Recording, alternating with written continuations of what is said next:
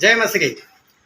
मैं स्टैनली मैकवान, मेरे YouTube channel Hindi Gujarati Bible study में आपका स्वागत है। मेरे चैनल को अभी सेवक सब्सक्राइब कर लीजिए। प्रभु यीशु जब जक्कई के घर गए तो प्रभु यीशु ने उसको कहा कि ये भी अब्राहम की संतान है। तो इज़राइल था, तो इज़राइल में तो सब अब्राहम की संतान है, लेकिन प्रभु यीशु ने ऐसा क्यों कहा कि ये भी अब्राहम की संतान है? इसके पीछे क्या राज है, वो जानने के लिए इस वीडियो को पूरा देखो। एक बार प्रभु यीशु कहीं जा रहे थे, तो वहां पर एक इंसान था जो कि बौना था। बौना मतलब जिसकी हाइट कम होती है, हद से ज्यादा ऐसा, और वो चुंगी लेने वाला इंसान था, इनकम टैक्स कलेक्टर। और उसने देखा कि बहुत सारी भीड़ है और सुना कि प्रभु यीशु आ रहे। तो प्रभु यीशु तो वैसे ही फेमस थे, तो उसको मालूम था कि ये कोई बड़े महान व्यक्ति है। तो उसने किसी को पूछ लिया कि प्रभु यीशु कहाँ से जाने वाले, कौन से रास्ते से जाने वाले। हो सकता है वहाँ दो रास्ते हो, तो पता चला ये वाले रास्ते से जाने वाले। तो वहाँ पर एक पेड़ था, उस पेड़ के ऊपर ये जक्कई चढ़ गया ताकि यीशु मसीह को देख सके। और जब यीशु मसीह वहां से गुजर रहे थे तो यीशु मसीह उसको देख कर रुक गए, और यीशु मसीह ने उसको पूछ लिया उसके नाम से कि जक्कई, आज मैं तेरे घर आने वाला हूँ। और वो जक्कई के घर गए। बाइबल में कुछ लिखा नहीं कि प्रभु यीशु ने कैसा प्रचार किया, कौन सा प्रचार किया, कौन से वचन से प्रचार किया, मालूम नहीं। लेकिन जो प्रचार किया उससे ऐसा हुआ कि जक्कई जो है उसके जीवन में कुछ परिवर्तन आया, और उसने तुरंत बोल दिया कि मेरे पास जितनी भी संपत्ति है उस संपत्ति का आधा हिस्सा मैं गरीबों में बांट दूंगा। देखो, अगर आपके पास 100 रुपये है तो 50 रुपये गरीबों में दे देना, ऐसी बात है। अभी ये पूरी घर की संपत्ति की बात है, किसी पॉकेट मनी की बात नहीं है। लेकिन जो भी कमाए, और वो भी गवर्नमेंट जॉब, और उसमें भी रिश्वत, उसमें भी जबरदस्ती से लोगों के पास ले लेना, तो सोचो जक्कई के पास कितना होगा। और जक्कई ने बिंदास से बोल दिया आधा तो मैं ऐसे ही बांट दूंगा, बोले गरीबों में। और अभी जो 50% बचा, तो बोले जितने जितने लोगों के पास से मैंने जबरदस्ती लिया है उसको 4 गुना लौटा दूंगा। मतलब किसी के पास 100 रुपये ले लिए तो उसको मैं 400 दे दूंगा। अभी सोचो 50% तो ऐसे ही चले गए, अभी बच्चे 50%। उस 50% में से लोगों को 4 गुना देना है। अगर 4 गुना देंगे जक्कई, तो जक्कई के पास बचेगा क्या? जक्कई के पास मुझे नहीं लगता कुछ बचा होगा। हो सकता है घर भी बेचना पड़ा, मालूम नहीं। लेकिन ये बात देखकर प्रभु यीशु ने एक बात कही, और प्रभु यीशु ने जो बात कही वो लूका में लिखा है, लूका 19 और उसका वचन 9। तब यीशु ने उससे कहा, आज इस घर में उद्धार आया है, इसलिए कि यह भी अब्राहम का एक पुत्र है। यह भी अब्राहम का पुत्र है। हालेलुया। अभी इज़राइल तो सारे अब्राहम की संतान है ना, उसमें कौन सी बोलने वाली बात है, इसमें कौन सी बात बताने वाली है? लेकिन फिर भी प्रभु ने ऐसा बोला कि ये अब्राहम का पुत्र है, ये अब्राहम की संतान है। अब्राहम को सही में एक भी संतान नहीं हो रहा था। अब्राहम बांस था, उसकी पत्नी बांस थी, उनको औलाद नहीं हो रही थी। ऐसे वक्त में परमेश्वर ने अब्राहम को चुना था, और अब्राहम को ऐसा चुना था कि अब्राहम, मैं तेरे जरिए एक बड़ी कौम, एक इंसान नहीं, एक संतान नहीं, लेकिन मैं तेरे जरिए एक पूरी कौम जो है वो मैं पैदा करूंगा। और वो पूरी कौम कौन सी? परमेश्वर कौन से कौम की बात करें, कोई बता सकता है? अब्राहम के जरिए परमेश्वर कौन सी कौम पैदा करने को बोला था? हाँ, विश्वासी। पत्नी पर विश्वास, पति पर विश्वास, कौन से विश्वास? विश्वासी मतलब कौन सी? जो जिंदा परमेश्वर पर विश्वास रखे से विश्वासी लोगों की कौम, इजराइल कौम, जैसे स्टेनो ने बताया इजराइल कौम। चलो बात सही है कि क्या अब्राहम से सिर्फ इजराइल लोग पैदा हुए या अब्राहम से कुछ और लोग भी पैदा हुए? और लोग अब्राहम से एक इस्माइल भी पैदा हुए थे, और इस्माइली लोग मतलब अरब के लोग, वो भी अब्राहम की संतान है।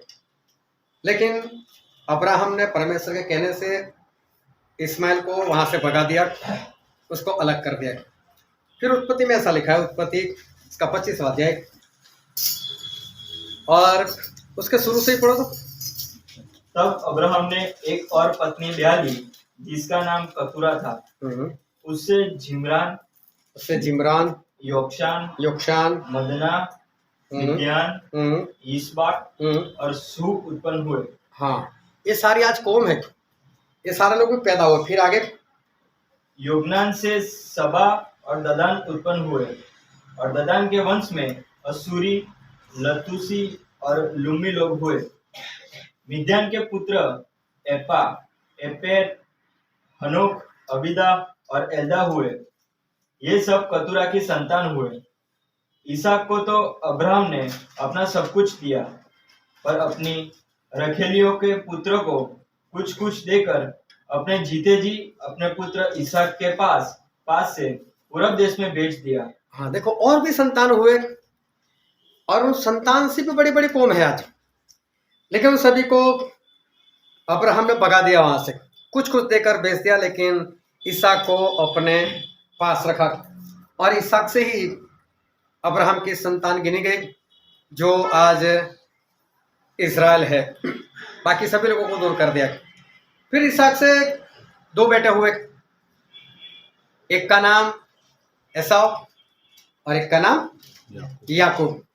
अभी इसहाक से भी 2 संतान पैदा हुए, लेकिन उनमें से जो एसाव था उसको दूर कर दिया गया। एसाव को वहां से भगा दिया गया, और एसाव चले गए सेईर को, और वो सेईर में जाकर सेईर को अपना वतन बनाकर वो वहां पर बस गए। बहुत सारी संतान और बहुत सारी कौम वो अब्राहम से पैदा हुए, इस्माइल की, फिर कटोरा के जितने बेटे थे वो सारी कौम, फिर ये एसाव की भी एक अलग से कौम। ये देखने जाओ तो सारी कौम जो है वो अब्राहम से पैदा हुई, सारी कौम अब्राहम से पैदा हुई। लेकिन आज अगर किसी को पूछो कि अब्राहम की संतान कौन, तो एक ही याद है, और वो है सिर्फ इजराइल लोग। बाकी लोगों को तो वहां से हटा दिया गया। परमेश्वर ने जिस कौम की बात की थी कि अब्राहम में तेरे जरिए जो कौम पैदा करूंगा, वो कौम कोई और नहीं थी, वो ही इजराइल प्रजा थी। और इजराइल प्रजा वो आशीषित लोग हैं, वो परमेश्वर के लोग हैं। और बाइबल में बार बार ऐसा लिखा है, मैं अब्राहम का, मैं इसहाक का और मैं याकूब का पर, ये तीनों का इनाम। मैं अब्राहम का, मैं इस्माइल का, मैं इसहाक का, मैं एसाव का, मैं याकूब का। ऐसा नहीं है, एसाव को भी निकाल दिया, इस्माइल को भी हटा दिया, उनका नाम परमेश्वर बीच में नहीं लेते। फिर और अगर बाइबल में पढ़ो तो बाइबल में ऐसा लिखा हुआ मिलता है, मैं इजराइल का परमेश्वर, मतलब याकूब का परमेश्वर, मैं इजराइल का परमेश्वर, मतलब पूरे इजराइल कौम की बात भी परमेश्वर कर रहे। लेकिन बाकी लोगों को तो परमेश्वर वो याद नहीं कर रहे, बाकी लोगों को परमेश्वर ने हटा दिया। और गलाती में ऐसा लिखा है, गलाती उसका 3रा अध्याय और उसका 29 वचन, और यदि तुम मसीह के हो तो अब्राहम के वंश और प्रतिज्ञा के अनुसार वारिस भी हो। यहाँ पर लिखा है यदि तुम मसीह के हो। सभी लोग जाग रहे, आया ना? जाग रहे हो कि नहीं? हाँ। परमेश्वर का वचन ऐसा कहता है कि यदि तुम मसीह के हो तो अब्राहम की संतान हो, प्रभु यीशु के हो, मसीह धर्म वाले नहीं, मसीही नहीं, मसीह के हो। अगर तुम मसीह के हो तो तुम अब्राहम की संतान। अब ये तो हमको भी कहा गया, हालेलुया। हमारा तो देखने जा दूर दूर तक अब्राहम से कोई लेना देना ही नहीं है। हम तो नूह की 3 संतान थे। कौन कौन सी? एक शेम, एक हाम और दूसरा याफेत। शेम की संतान में कौन आता है मालूम है? शेम की संतान में इजराइल लोग आते हैं। अब्राहम शेम की संतान में, हाम की संतान में मिस्र के लोग, और याफेत की संतान में हम लोग आते हैं। हम लोग याफेत की संतान। इसलिए परमेश्वर ने आशीष दी थी याफेत की संतान को कि तू शेम के तंबू में रहेगा। शेम मतलब इजराइल, हमें इजराइल के साथ रहना है। हालेलुया। तो ये नूह के 3 बेटे थे, उनमें शेम की कुल पत्री में ये अब्राहम आए। और बाइबल में लिखा है कि यदि तुम मसीह के हो तो अब्राहम की संतान हो। हालेलुया। हमारा दूर दूर तक लेना देना नहीं, हम तो याफेत की संतान है ना। लेकिन हम याफेत से हटाकर परमेश्वर क्या बोल रहे? अगर तुम मसीह के हो तो तुम अब्राहम की संतान। मतलब यहां से उठाकर परमेश्वर इसके बीच में हमको डाल रहे हैं। अगर हम मसीह के हैं तो हम अब्राहम की संतान और वारिस भी है। आज मालूम है कई लोग अभिमान करते हैं। पता है कैसा अभिमान करते हैं? हम तो अब्राहम की संतान, हम तो अब्राहम की संतान। और यूहन्ना में ऐसा लिखा है, यूहन्ना रचित सुसमाचार उसका 8वां अध्याय, यूहन्ना 8 और उसका 39। उन्होंने उसको उत्तर दिया, हमारा पिता तो अब्राहम है। यीशु ने उनसे कहा, यहाँ पर लिखा है कि लोगों ने, मतलब इजराइल लोगों ने प्रभु से ऐसा कहा, हम तो अब्राहम की संतान, घमंड से कहा, हम लोग कोई गुलाम नहीं है, हम तो अब्राहम की संतान है। फिर इसका 44 वचन पढ़ो। तुम अपने पिता शैतान से हो। लेकिन प्रभु से उनको ऐसा बोल दिया, तुम तो अपने पिता शैतान से हो।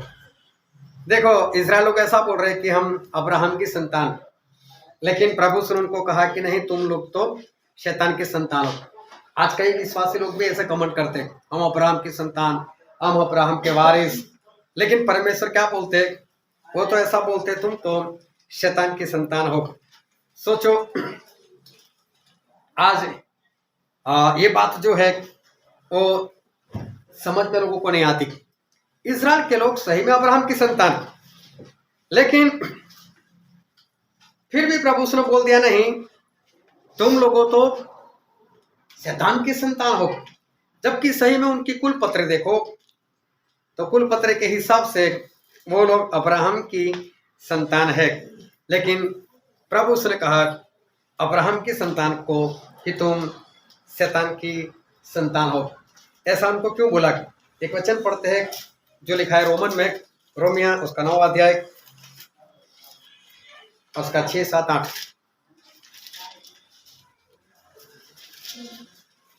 रोमन 9। परंतु ये नहीं कि परमेश्वर का वचन टल गया, इसलिए कि जो इजराइल के वंश है, बहुत ध्यान समझना, जो इजराइल के वंश है वे सब इजरायली नहीं, वो सब इजरायली नहीं, और न अब्राहम के वंश होने के कारण सब उसकी संतान ठहरे। हाँ, और अब्राहम की संतान होने के कारण सब उसकी संतान ठहरे। लिखा है, ऐसा लिखा है, इसहाक ही से तेरा वंश कहलाएगा। इसहाक ही से तेरा वंश गिना जाएगा। मतलब इस्माइल नहीं आएगा बीच में। इस्माइल चाहे अब्राहम की संतान है फिर भी नहीं है। फिर अर्थात शरीर की संतान परमेश्वर की संतान नहीं, शरीर की संतान परमेश्वर की संतान नहीं, परंतु प्रतिज्ञा की संतान वंश गिने जाते हैं। प्रतिज्ञा की संतान वंश गिने जाते हैं। प्रतिज्ञा की संतान मतलब परमेश्वर ने जो वचन दिया, उस वचन से जो पैदा होता है, जिसका नया जन्म होता है, जो पानी और आत्मा से जन्म लेता है और उस वचन के अनुसार चलता है, परमेश्वर सिर्फ उसी को अब्राहम की संतान कहते हैं। हालेलुया। बहुत ध्यान समझना कि अब्राहम की संतान मतलब क्या।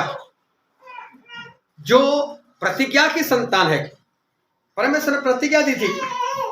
प्रभु उसने बोला था, ऐसा बोला था कि अब्राहम मैं तुझसे कौम पैदा करूंगा, मैं तुझसे एक औलाद दूंगा। और इस्माइल पैदा हो तो बोले नहीं, मैंने जो बोला था वो ये नहीं है, मैंने जो प्रतिज्ञा की वो ये नहीं है। कटोरा से काफी संतान हुए, लेकिन फिर भी परमेश्वर बोल रहे कि मैंने जो बोला वो ये नहीं है। लेकिन परमेश्वर जो बोल रहे कौन था? वो सारा से पैदा हुआ इसहाक। इसहाक ही अब्राहम की संतान जिसके बारे में परमेश्वर ने वादा किया था। दूसरी बात मैं बोलूं, कई बार मैंने ऐसा उदाहरण दिया है कि हम सभी के पास मोबाइल है। मोबाइल कोई कंपनी बनाती है, जिस तरह से बनाती है, जो इस मशीन में बनाती है वैसे ही बनाती है। लेकिन अगर मैं आपको कहूं कि मैं आपको एक मोबाइल गिफ्ट करता हूं, मैं आपको एक मोबाइल देता हूं, और जो मोबाइल मैंने दिया वो भी दूसरे मोबाइल की तरह ही बनाए, वही मशीन में बनाए, वही कंपनी में बनाए, लेकिन वो मोबाइल खास है। कैसे खास? ये मुझे गिफ्ट दिया किसी। तो जिस तरह से इस्माइल पैदा हुआ उसी तरह से इसहाक पैदा हुए, जिस तरह से मिदान, कुश वगैरह पैदा हुए उसी तरह से इसहाक भी पैदा हुए। उनकी पैदाइश में थोड़ा सा भी इधर उधर नहीं है।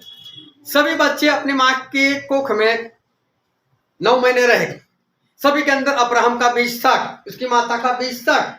लेकिन परमेश्वर मैं दूंगा, वो इसहाक थे। बाकी तो शादी हुई है, आशीष थी, मिल गया बच्चा। कई लोगों को शादी होने के बाद बच्चे मिल जाते, कई लोगों को ऐसा होता है एक बच्चा होता है फिर दूसरा होता नहीं, फिर प्रार्थना करते, और प्रार्थना कर कर जब परमेश्वर बोलते मैं दूंगा तो बच्चा खास हो जाता है कि वो परमेश्वर दिया। बाकी तो ऐसे ही हो जाते हैं, जो खास हुआ वो भी वैसे ही हुआ, लेकिन परमेश्वर के बोलने के बाद वो मैं दूंगा, इसलिए वो खास है। तो परमेश्वर बोलते हैं कि ये जो प्रतिज्ञा मैंने की थी, मैं जो बच्चा बोल रहा हूं मैं दूंगा, वो प्रतिज्ञा का बच्चा, मतलब मेरे वचन का बच्चा, मेरे वचन की औलाद। और आज वचन की औलाद मतलब जो नया जन्म पाता है, इस वचन को ग्रहण करते हुए, पश्चाताप करते हुए, परमेश्वर को जीवन समर्पित करते हुए, प्रभु से क्या क्या कार्य में जो चलने लग जाता है, वो है प्रतिज्ञा का बच्चा, वचन की औलाद, मतलब कि सही में अब्राहम की संतान। हालेलुया। जो मसीह के है, मसीह है नहीं, जो मसीह के है ये मेरा है। मैं कब बोलूंगा? जब वो मेरा कहा हुआ सब कुछ करेगा। उसी तरह से जो मसीह का है, तो प्रभु यीशु का है, प्रभु यीशु का कहा हुआ सब कुछ करता है, वो ही अब्राहम की संतान है। शास्त्री लोग थे, फरीसी लोग थे, वो लोग भी बाइबल जानते थे, बाइबल समझते थे, समझाते थे, लेकिन करते नहीं थे ऐसा।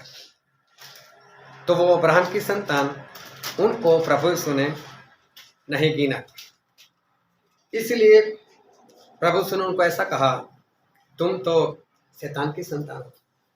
और शास्त्री लोग, फरीसी लोग, ऐसे लोगों को तो यूहन्ना बपतिस्मा करने वाले ने भी डांटा था। एक वचन पढ़ते हैं मत्ती उसका 3 अध्याय और उसका 9 वचन।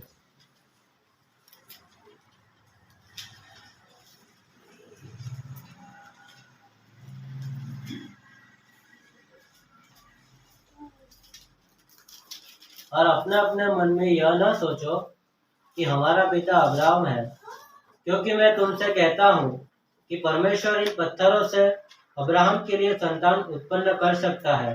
परमेश्वर पत्थर में से अब्राहम के लिए संतान पैदा कर सकते। पत्थर मालूम है कोमल नहीं होता है, पत्थर कैसा होता है? कठोर होता है। और वो कठोर लोग मतलब हम लोग, और परमेश्वर उस कठोर लोगों में से बहुत ज्यादा जिन लोगों ने पाप किया है, वो पापी लोगों में से परमेश्वर आज अब्राहम की संतान वो पैदा करते हैं।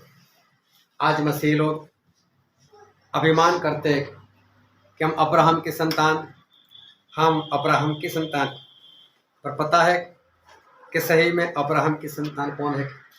हालेलुया।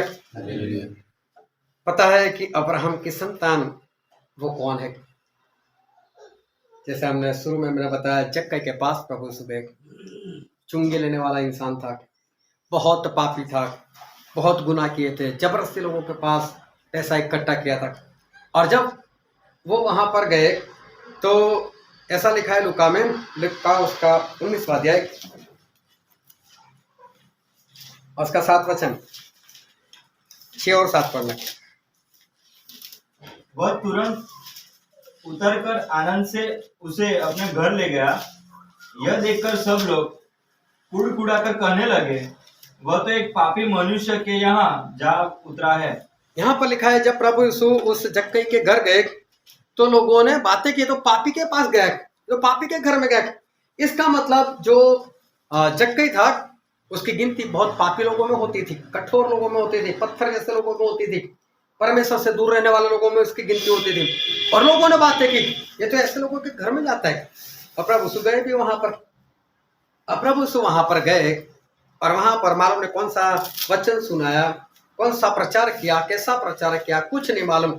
लेकिन हुआ ऐसा कि वो जक्कई उससे पश्चाताप किया और वो बोला मेरी जितनी भी संपत्ति, बहुत ध्यान समझ, जितनी भी संपत्ति है उसमें से 50% मैं लोगों को दे दूंगा, गरीबों में बांट दूंगा। देखो अपने पास कुछ नहीं रखने वाला। फिर बोला बाकी जो 50% बचेगा उसको मैं क्या करूंगा, जिसके पास मैंने लिया है जबरदस्ती से उसको 4 गुना लौटा दूंगा। और जब ये बात हुई, पढ़ो तो आगे 9 वचन। तब यीशु ने उससे कहा, 8वां वचन पढ़ो।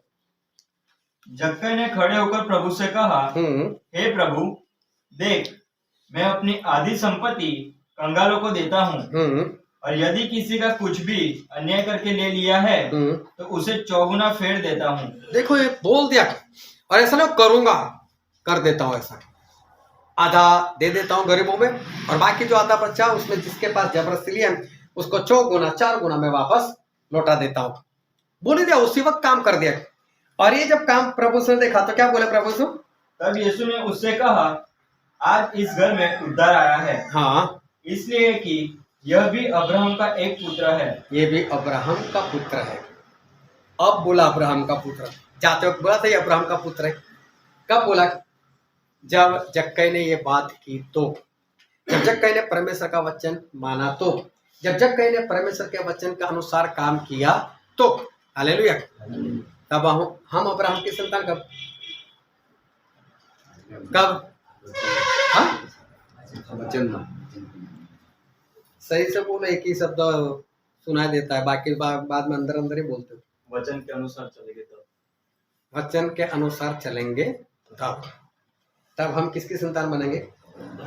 परमेश्वर। हम तो हमारे लिए कुछ नहीं दे रहे हैं। लोगों की बात तो छोड़ो, गरीबों में बांटने की बात तो छोड़ो, हम तो हमारे लिए नहीं निकाल रहे जेब में से, तो क्या फायदा? ऐसे ही अब्राहम की संतान नहीं बना जाता। प्रभु उसने तब कहा जब जक्कई ने परमेश्वर की आवाज को सुना और उसके अनुसार किया, तब प्रभु उसने कहा कि ये अब्राहम की संतान। और अब्राहम की संतान तो वारिस भी, कहाँ की वारिस? अब्राहम के लिए परमेश्वर ने एक शहर बनाया है, उस शहर का नाम है नया यरूशलेम। ये सबका बाप वही है ना, उनके ही घर में रहना है। वो लाजर को कहाँ रखा था? अब्राहम की गोद में रखा था ना। हाँ, वो अब्राहम की गोद है नया यरूशलेम। वो पूरा शहर, वो पूरा स्वर्गीय अब्राहम का है। हालेलुया। हम उसकी संतान होंगे तो ही हमें वहां पर जाने को मिलेगा, वरना स्वर्ग की बात मत करना। अगर अब्राहम की संतान के जैसा काम नहीं करना तो स्वर्ग में हम नहीं जा सकते। हालेलुया।